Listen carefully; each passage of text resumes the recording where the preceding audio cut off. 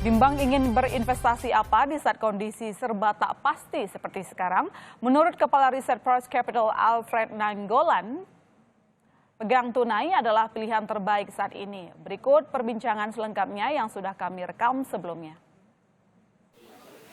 Ya, saudara, virus corona COVID-19 kini memang sangat mengganggu kondisi pasar modal. Namun kita sebagai investor, bagaimana cara menanggapinya? Kita akan ulas bersama, sudah ada Pak Alfred Nainggolan. Ya. Terima kasih Pak. Pertanyaan pertama nih, Ya. kalau ada dua jenis investor, gitu Ya. kan, ada yang agresif, ada yang konservatif. Langkah apa yang harus dilakukan di tengah-tengah kondisi yang sekarang ini?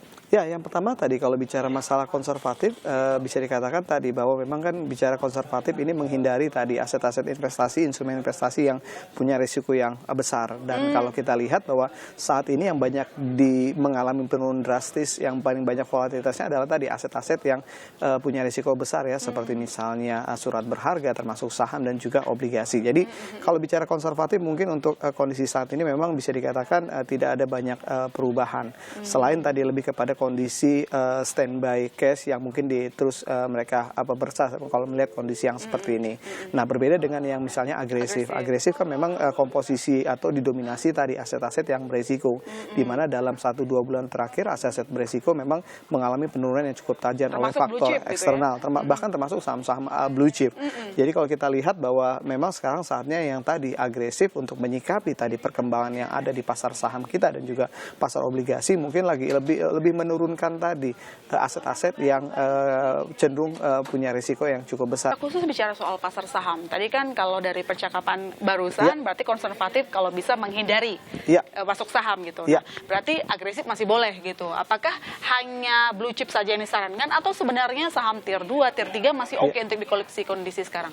Iya, sebenarnya tadi bahwa kalau kita lihat dalam kondisi yang saat ini memang ada cukup bisa dibilang cukup signifikan ya. Artinya sekarang pasar bukan bicara masalah kecemasan lagi, tapi pasar bicara masalah ketakutan. Dan kalau kita lihat tadi seharusnya dalam kondisi yang seperti ini tadi emas itu menjadi perburuan karena dia kategori safe haven. Tapi ternyata emas juga mengalami penurunan. Artinya ini yang juga harus dicermati oleh investor atau pasar, bahkan tadi masyarakat untuk yang agresif. Bisa dikatakan kita melihat bahwa untuk kondisi pasar saham memang relatif cukup volatile. Artinya kalau dari sisi timing bahwa mungkin perlu mempertimbangkan kondisi yang ada dan perkembangan informasi yang ada, karena tadi bahwa epicentrum kasusnya ini memang belum selesai bicara masalah virus corona. Jadi maksudnya kondisi kalau investor yang sifatnya agresif ini tidak rajin melakukan pembelian tapi juga tidak jor-joran melakukan penjualan saham, maksudnya begitu? Yes, betul. Jadi tidak jor-joran melakukan pembelian, meskipun kalau kita lihat bahwa dari sisi harganya di pasar saham kita banyak yang sudah terlihat sangat murah sekali. Intinya ini bukan bicara masalah saham sedang murah, tapi tadi bicara masalah kondisi ekonomi yang memang dilihat pasar sudah begitu mengkhawatirkan. Ini masih sebatas ekspektasi.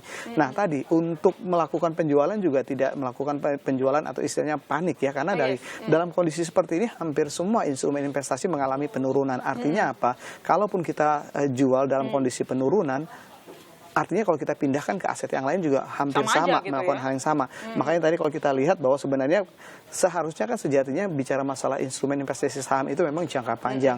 Jadi memang sekarang memang banyak yang menghantam tadi para pelaku pasar yang memang trader di saham. Memang ini konsekuensinya. Untuk yang agresif kita lihat tadi memang untuk sementara melihat perkembangan, artinya bukan berhenti ya, tapi tadi mungkin lebih tepatnya lagi kalau memang dia merasa cukup nyaman untuk bisa terus melihat saham, mungkin tadi memperhatikan level-level support dari IHSG. Itu timing yang menurut kita paling pas. Yang kedua tadi tidak melakukan pembelian secara melakukan pembelian secara akumulasi, artinya secara cicil beli, itu yang kemungkinan akan jauh lebih bisa meminimalkan resiko, karena kalau kita lihat downside risk-nya pasar saham kita masih cukup besar ke depannya. Berarti dalam kondisi yang sekarang yang tadi disebutkan bukan soal murah atau mahalnya harga saham emiten, tetapi mau sektor apapun itu kondisinya sama ya berarti. Mau itu blue chip, mau itu tier 2, tier 3, kondisi mereka sama. Yes, betul. Ini bicara masalah systematic risk, resiko sistematis yang bisa dibilang tidak ada yang diuntungkan semua sektor di sini. Itu yang membuat tadi bahwa hampir semua instrumen investasi mengalami penurunan kecuali cash. Jadi itu yang membuat kenapa memang bahwa hampir semua instrumen investasi meskipun dia safe haven tapi bukan cash tetap juga mengalami penurunan dalam kondisi seperti ini. Karena memang profil kondisi ekonomi sekarang bisa dibilang cukup berat bagi para pelaku pasar. Apalagi tadi ini bicara masalah pasar saham kan bicara masalah ekspektasi ke depan. Jadi meskipun kejadian realnya belum kita rasakan, misalnya belum ada angka-angka ekonomi, indikator ekonomi yang terlihat, tapi pasar saham memang biasa bereaksi lebih cepat. Ini kalau kita bicara soal bagaimana profil para investornya, kalau kita lihat dalam jangka waktu investasinya. Nah, kalau kita bagi-bagikan, tadi kan katanya semua beresiko, tapi kan orang tetap harus punya investasi gitu kan. Berapa persen misalnya di saham atau emas, berapa persen untuk yang investor jangka menengah dan juga jangka panjang. Kita mulai dari jangka panjang dulu deh. Ya, tadi kalau bicara jangka panjang kan tadi bahwa ini kayak memang keputusan investasi itu terbangun atau bagian dari tadi perencanaan keuangan. Artinya kalau masyarakat atau pasar atau ya tadi masyarakat bicara masalah investasi jangka panjang, maka ada peruntukan tujuan keuangan yang mau dia capai dalam jangka panjang. Jadi kalau untuk bicara jangka panjang memang tadi ini kan bicara masalah 3 sampai 5 tahun ke depan dan sampai sejauh ini memang kita juga masih melihat bahwa peluang untuk pemulihan itu tetap ada. Apalagi kalau melihat case 2008 ketika terjadi krisis besar kita juga mampu pulih, bahkan global juga mampu pulih dan kita punya harapan yang sama untuk saat ini. Jadi memang untuk jangka panjang sebenarnya tidak ada permasalahan yang cukup signifikan sebenarnya. Kalau bicara masa proporsi juga tadi mungkin yang perlu sebagai jaga-jaga agak sedikit memperbesar posisi cash saja. Itu yang memang artinya mungkin bisa mengurangi kalau misalnya dia melakukan rutin investasi, artinya untuk belanja mungkin bulan ini untuk investasi khususnya belanja investasi mungkin tadi dia mengganti yang seharusnya dia masukin ke saham atau masukin ke jangka panjang, dia stop dulu masuk ke cashnya atau ke tabungan atau ke rekening koran. Mungkin lebih ke sana untuk penyesuaian kondisi yang memang bisa dibilang ini kondisi yang extraordinary saat ini. Jadi untuk jangka panjang sebenarnya untuk yang aset yang sudah dimiliki sebenarnya nggak ada problem ya, karena tadi memang kalau ketika dia jangka panjang otomatis tidak ada kebutuhan untuk melikuidasi tadi aset-aset yang dimiliki oleh masyarakat yang punya perencanaan atau investasi di jangka panjang. Paling utama di cash, bisa disebutkan 70% harus disimpan dalam bentuk cash? Ya, kalau untuk cash sendiri kita memang tadi hitung-hitungannya memang tidak ada yang cukup cukup pasti ya, tapi kalau kita melihat bahwa standby cash paling tidak 3 sampai 6 bulan kebutuhan konsumsi kita. Jadi itu yang memang hitung-hitungan yang mungkin mendasar. Kalau selama ini misalnya kayak dana darurat itu 3 bulan, sekarang dilipat kali gandakan jadi 6 kali. Yes, 3 sampai 6 bulan relatif cukup aman. Artinya apa? Bahwa dalam kondisi seperti ini ketika kita punya cash 3-6 bulan atau bahkan kalau kita mau sedikit lebihkan sampai 8 bulan, artinya ketika itu sudah terpenuhi boleh berpikir atau mulai tadi masuk kepada beberapa aset-aset yang atau keputusan investasi termasuk kepada aset-aset yang berisiko. Nah, di situ tadi kita menyambung kepada tadi bahwa memang untuk masuk ke pasar saham hari ini tidak bisa agresif meskipun tadi harga-harganya terlihat sudah mulai murah sekali. Tapi karena sahabat ini menurut kita timingnya masih belum pas karena apa?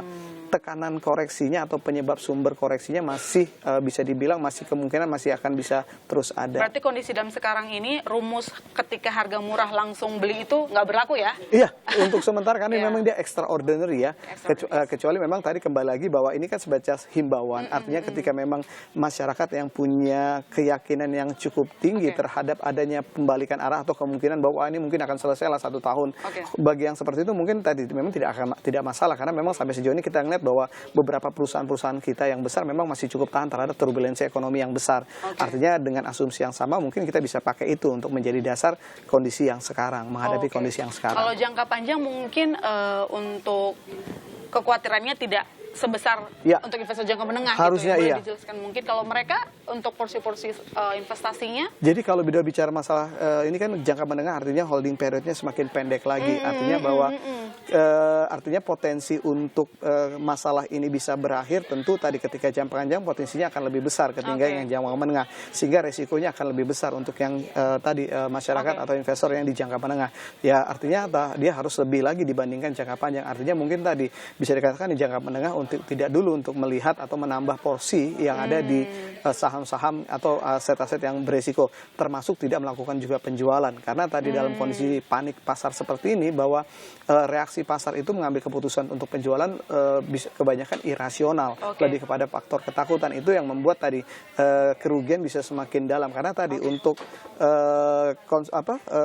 pilihan untuk berpindah ke aset juga pilihannya tidak ada dalam kondisi yang seperti ini. Jadi untuk yang jangka menengah tadi memang selain tadi memperbesar tadi posisi cash mereka tadi, tetap mulai cash. mengurangi tadi aset-aset yang beresiko, mengurangi bukan lebih kepada menjual ya, tapi tadi paling tidak memperbesar, tapi berharap masih tetap mempertahankan aset-aset yang saat ini yang memang sedang jatuh. Artinya bahwa kita berharap bahwa masyarakat itu tidak melakukan tadi penjualan pada saat aset yang memang dalam kondisi yang seperti ini, yang mengalami penurunan cukup signifikan. Oke, karena kalau kita berkaca di kasus 2008, semua kondisi dapat kembali membaik juga gitu kan. Betul. Yang terjadi sekarang mungkin disimpulkan sekarang ini kalau mengoleksi terlalu agresif tidak disarankan, tetapi menjual jor-joran juga bukan solusi juga. Terima kasih waktunya Pak Alfred atas waktunya dengan Kompas Bisnis. Sama-sama.